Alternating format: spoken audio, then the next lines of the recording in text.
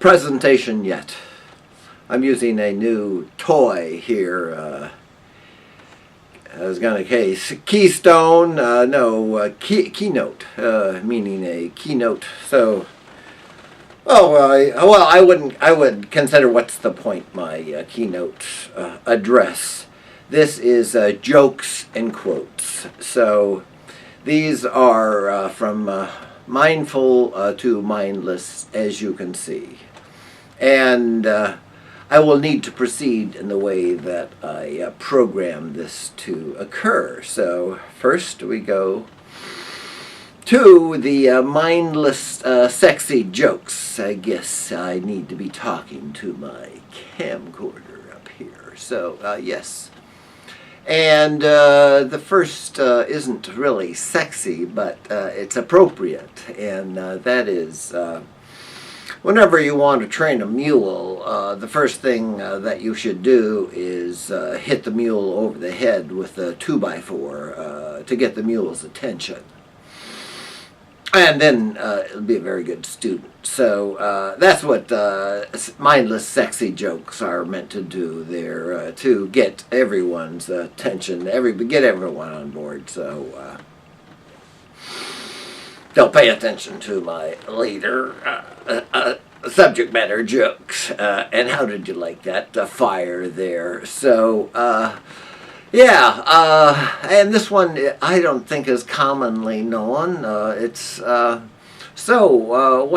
the difference between a dog and a fox? Okay, your time is up. Well, it's about 3 drinks. Yeah. It's a magical transformation that occurs within that period. So that's the first one. Hope I don't have to explain it to you. There's that fire again. This is a short one, just to provoke sexist attitudes, and that is if a husband, and it's a parallel to if a tree falls in a forest and no one is there to hear it. Doesn't make a sound. So, an appropriate contemporary analogy would be if a husband speaks and his wife is not there to hear him, is he still wrong? So that's one of those rhetorical questions that men and women can ponder over time. And this isn't so much as a joke, it's just a fond memory of some of Benny Hill's mindless half-hour comedy programs, which always seemed to be innovative, but they were restricted to one topic. And there are many, but this one stands out in my mind. And this is particularly good. If you could picture the scene, it's first just a wishing well, and it's basically a very old couple that can barely walk. They'll walk very slowly, and the man and the woman are walking hand in hand to the wishing well. I'll make this a long joke. And the man, let's see, how does it work? The woman goes into her purse and pulls out 2 coins and gives the husband one, and she keeps one. And they both throw a coin in. She throws the coin in first. Oh, I have to remember, how did this go? Yeah, she throws the coin in first. Yeah. And nothing happens. And then he throws the coin in, but bingo, she disappears and is replaced by a shamelessly sexy young tart in a bikini. And the young tart then goes into her, liven this up a little, goes into her G-string and pulls out a coin and tosses it in the well. And poof, the old man disappears and is replaced by a young 20-year-old muscular hunk. And the masculine hunk reaches in his bulbous swimsuit, pulls out a coin, throws it in the well, and poof, the young woman disappears, and another young 20-year-old masculine, muscular young man appears. So then the two muscle-bound men go off hand in hand, having their wish fulfilled. So that was a long story. I hope you could get that. It was very much of a visual joke. And I'll tell the jokes long because I think that make them more memorable. And I sort of add creative points and make it my own, but the punchline remains the same. So this is a long married couple approaching, if not entering, being in midlife for a long time. But the wife is going through her midlife crisis, and in bed one night she's laying awake and can't sleep, so she sort of nudges her husband to make sure that he's awake and says, "Hey, honey, I've been laying here thinking about if I were to die tonight, would you remarry?" And he says, "Why don't you go to sleep? God, why do you think about these morbid things?" Yeah, I think I would. Well, hey, if I still have many years left in me, and our marriage has been terrific, so I think it should flatter you that, yeah, I would remarry. Now go to sleep. But she can't go to sleep. And so then she says, well, would you sell the house or what? Would you move out of state? No, I wouldn't. I wouldn't move. I'm perfectly happy. I know this neighborhood. I've been here for a long time. I have a lot of friends, a lot of ties. So no, I wouldn't move. I'm very happy with this house. Well, would your new wife, would she sleep in our bed? Well, of course she would. I mean, why would I sell the furniture? I mean, no, I have fond memory. I would have fond memories of you if you were gone. So I think you should be flattered by that. She says, well, would she use my golf clubs? And he says, no, she's left-handed. Oops. I pushed the button. So that was a perfect pushing of the button for that. That was a punchline here. I hope it was unexpected. Hope you haven't heard these.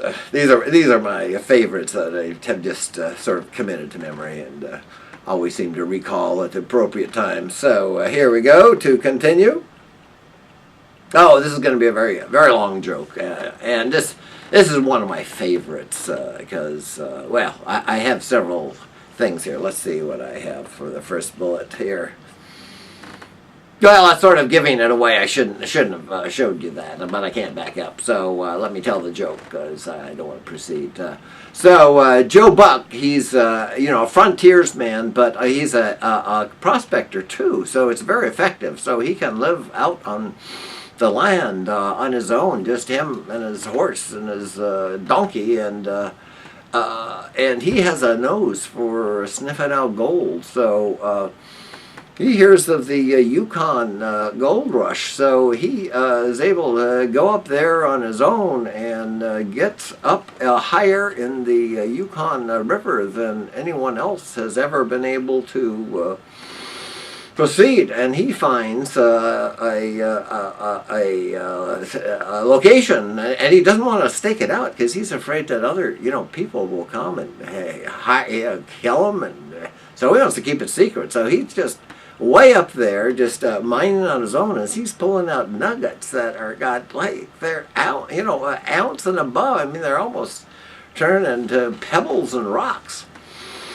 So just in about 3 months of time, he's able to accumulate enough to really go home. So he packs up there. He's got well over 10 pounds gold, and he really can't carry anymore. He's afraid too. So, but he's been out of town all this time, and he wants to celebrate. So he figures, well, on the way back, he's gonna stop in town, but he's not gonna tell anybody about his gold. So he picks out his very smallest nuggets. In fact, he does have a bit of dust too. So. And just a small amount, and he'll hide his other stuff before he goes into town. So he goes into town after being up in the wilds there for so many months, and he is anxious to celebrate. And he gets in the there's only 2 saloons in town, and he gets in the saloon, and there's a piano playing, and there's cigar smoking, and there's card playing, and a lot of whiskey drinking, but there's no women at all around. So he has a drink or two, and he's not interested in gambling. He's got plenty of money. He's just interested in some good women companionship. So. After a drink or two, and after a little small talk with the bartender, he says, gee, bartender, where's all the women? He says, hey, ain't no women in this town, mister. He says, no women? He says, there gotta be women. There's all this money here. Well, this town is too rough for any women, so... Yeah, you're just out of luck there. I mean, you got drinking, gambling, and that's about it, and raising hell. He says, well, what do men do for fun, for sex? He says, well, there's always Joe here down at the end of the bar. He says, nah, I don't go for that shit. So he's disgusted. So he goes over to the other saloon in town, and it's the same old story. So he gets pretty much inebriated, because that looks like that's all that's going to happen. But he starts thinking about Joe back at the first saloon. So he moses on back to the first saloon, goes in, same bartender, same crowd, same kind of nothing going on. Goes up to the bartender and gives him a good size nugget. Says, a bartender. He says, now why don't you set me up with Joe, okay? But I want to give you this big tip, so you're going to keep it secret, okay? Because I don't want anybody to know. I've never done this before. I'm not planning to do it again, but I want to celebrate. He says, okay, mister, it'll just be between the 7 of us. He says, the 7 of us? Hey, I'm giving you a big tip here to keep it a secret. He says, well, mister, that's the best I can do. He says, why 7 people? He says, well, Joe's going to know. That's 1. You're going to know. That's 2. I'm going to know. That's 3. And the 4 guys that got to hold Joe down, that's 7. Duh. He says, the 4 guys to hold Joe down? Well, why do 4 guys have to hold Joe down? He says, well, Joe don't go for that kind of shit either.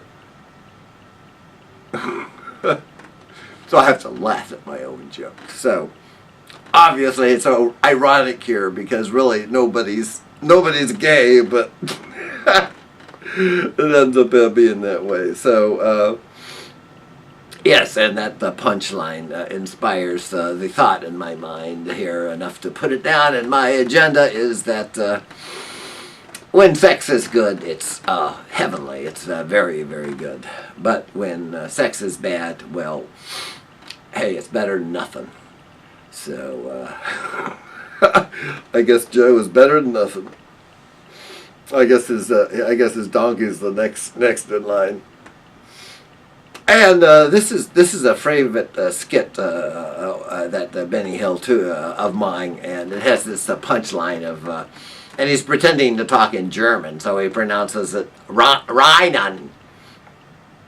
And I'll tell you why it's particularly meaningful to me after I tell you. So it's Benny Hill as a young yodeler in his lederhosen with his young lass, and they're wanderlusting up the mountains in the Alps, and they come to their cabin, nice chalet type cabin there, and they go inside, and when they're inside by the window, Benny Hill looks out the window and he says, "Oh, Rhinan!" And so he quickly closes the shutters, and of course that's the excuse for both of them to jump immediately in bed and forget about the walking around and get down to more serious business. So this happens a few times, but then what happens at the end of the skit is the mother of Benny Hill's lass happens to be up on the hill with Benny and in the cabin to clean it up. And when Benny Hill is helping her clean it up, she looks outside the window and she says, "Rhinan," and she closes the shutters, and of course Benny Hill has this look on his face that her daughter must have told, and the mother wants some of that stuff. So the reason that punchline is particularly meaningful to me is because whenever I want to take a little toke break, I always say, "Oh, Rhinan." So it's an excuse to go take a little relaxation break. Now, the next one. Now, this is not a mindless joke, but it is a sexy joke. And I'll give the long version because I'll give you a sneak preview of after you hear the punchline. You'll have to think of whether you agree with the punchline or whether you disagree. So be prepared for that. And I might say I've given this a lot of thought. And on this, my general response is it's really situational. It depends on the situation. You really can't generalize. And in this situation, I would say I do agree. It is appropriate. So with that, let me give the extended, my version of the joke, and that is a professional jet set type woman that carries an attaché around with her and does important kind of legal work, let's say, among the different offices of a large partnership of which she is aspiring to be a member. She is on a business trip, let's say, in Boston, and there's a weather layover, so she's going to have to stay in this airport hotel for a night, unexpected. So she's waiting for her room to be made up, or no, she's waiting for the restaurant to open up before getting a room, and she's in the bar, and another young professional, Ivy League type guy, attaché type, happens to be in there too, and they innocently enough they strike up a conversation because they both are interested in one another, and the conversations go very smoothly, and they enjoy a drink together, and he treats her to another, so they're feeling quite comfortable, and they both have common interests, and many subjects are discussed, but it becomes obviously a mutual interest in each other, and so he offers to treat her for dinner because he has a lavish expense account, and she says, "Well, thank you. Yes, I would appreciate that because I am on per diem. I have a fixed amount, and I would appreciate that, and that would, help me." So he treats her to a lavish dinner along with cocktails and aperitif. And the subject matter starts getting sexual, and so they start to touching, and it's obvious that there's a chemistry between them. And so he makes the obvious advance before dessert, saying, "Well, since you're on per diem, I already have a room, and got a large double bed, and you're welcome to stay the night with me. And that way you won't need to get a room, and you're on per diem, and it'll be to everyone's benefit. And so she agrees. I mean, this is cool. You might remember Alice doesn't live here anymore, so it's sort of not long seduction, but mutual interest. So anyway, he also says to entice her before she agrees, he says, and I've got a lavish expense account here, so I can really give you $500 too, and cover it under miscellaneous expenses as as you being a business customer, and this, we're going out on entertainment. So she says, "Sure, great. Oh, wow, I could use the cash too." So when they get up into the room, they start feeling and touching. So, but before they get to business, she asks before we get involved, why don't you give me the cash now, and that way we don't have to, we can forget about it. So he goes to his wallet and he says, "Oh, Christ." He says, "My wife cleaned out my wallet. I thought I had a couple 1,000 in here, and God, I only got, and I'm going to need that. Gee, here, I can only afford $10 here. Let me give you this 10." And so she says, "Well, sir, what do you take me for?" And so he says, "Well, we've already established what you are. All we're doing now is haggling over the price.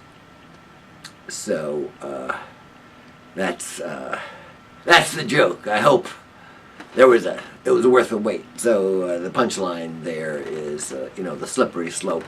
Where do you draw the line? With me, it was just so attractive, and she had her sex to give away, and it became pretty obvious that was going on. But why I say it's really situational is because there are really many situations in which women are, and even young and old men are placed, and boys and girls are placed in which they really have little or no choice in what they can do. I'm thinking of India. Poor young girls that aren't wanted anyway. So anyway, hey, these are supposed to be funny, uplifting here, and I have to keep the pace going, so I think I'm going to have to proceed faster. Gee, I would like to know too that my no, I don't want to do that. Okay. So, and the idea too is this is going to be picture in picture.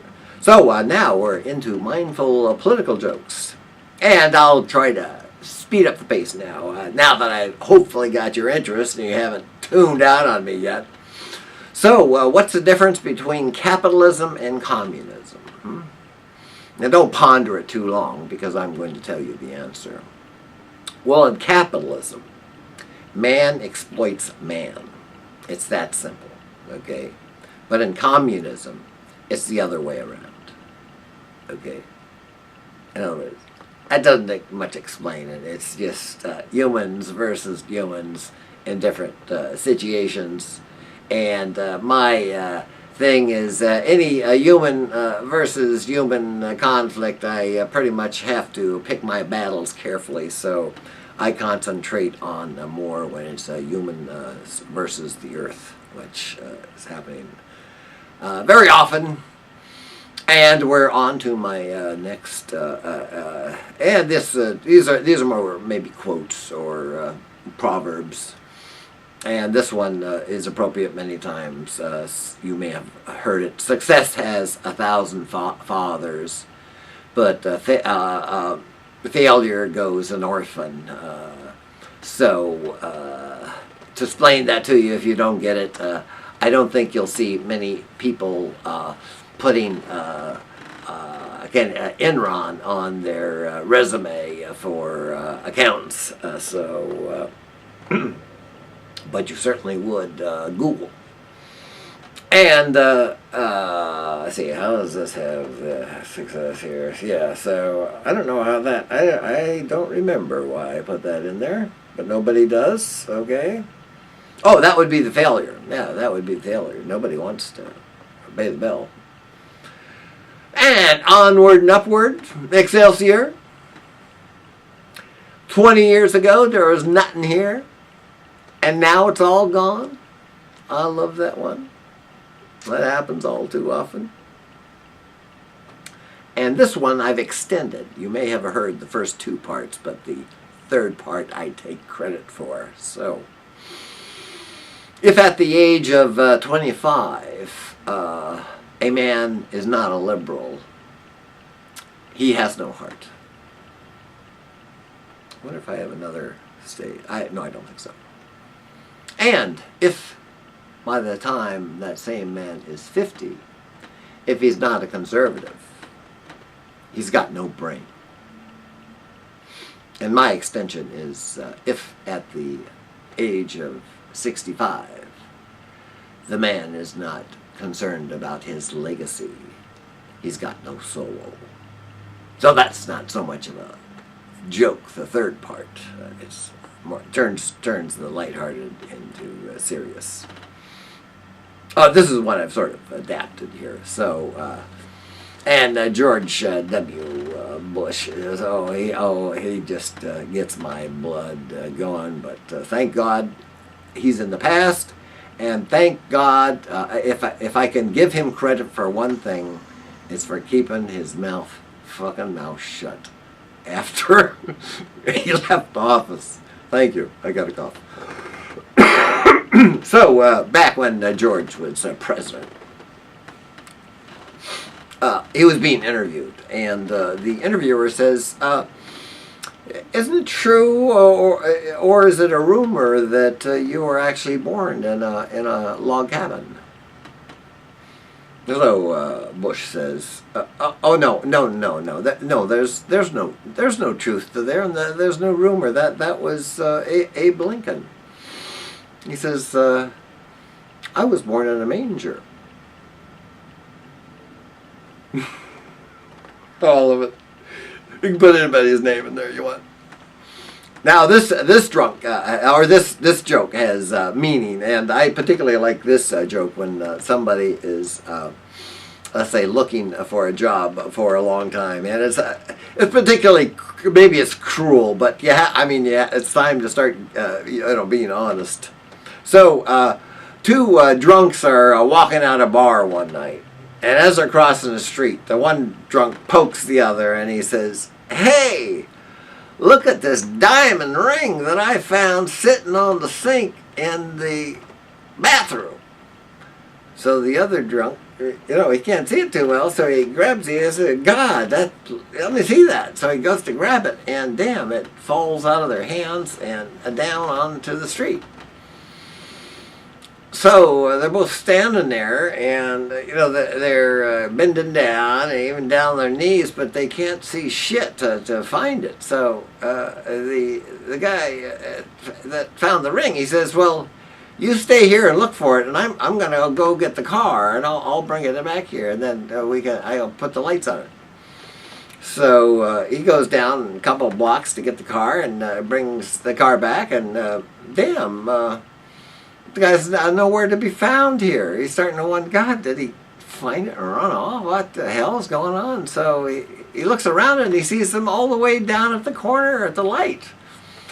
So he drives down to the corner, and sure enough, he's down there. So he stops the car, he gets out, he says, "Hey, what are you doing down here?" He says, "Well, damn, there wasn't any light back there, so I came over here where I could see better." Hopefully that doesn't need any explaining, and why it's appropriate for that situation.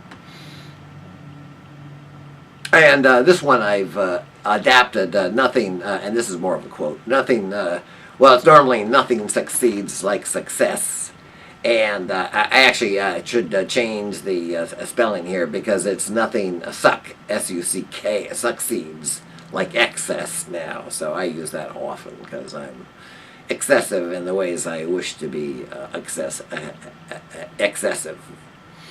And this one I attribute to Clint Eastwood. I'm not sure if he originated that, but I love this one. Opinions are like assholes. Everybody's got one. There was another good joke too about assholes, about two guys in a bar, and I can't remember how it went, but the end is, oh, it's that guy with two assholes.